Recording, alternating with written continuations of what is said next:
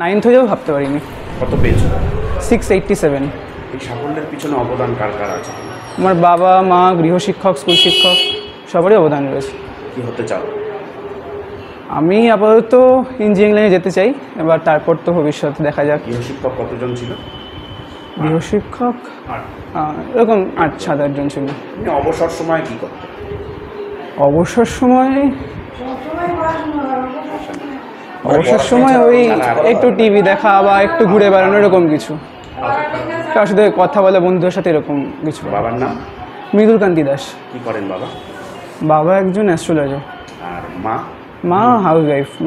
একমাত্র ছেলে? হ্যাঁ। স্কুল সম্বন্ধে কি বলবে? স্কুলের টিচাররা ভালোই, অনেকে আমাদের সাহায্য করেছেন। আমার ফার্স্ট হয়ে এসছো প্রথম থেকে? ওগুলো না করে না, প্রথম থেকে না, আমি 8 থেকে উঠে ফার্স্ট হয়েছিলাম। 8-এ ফার্স্ট হয়েছিলাম। 8 থেকে চাকা ঘুরে গেছে। তোমার নাম? অনিশ দাস।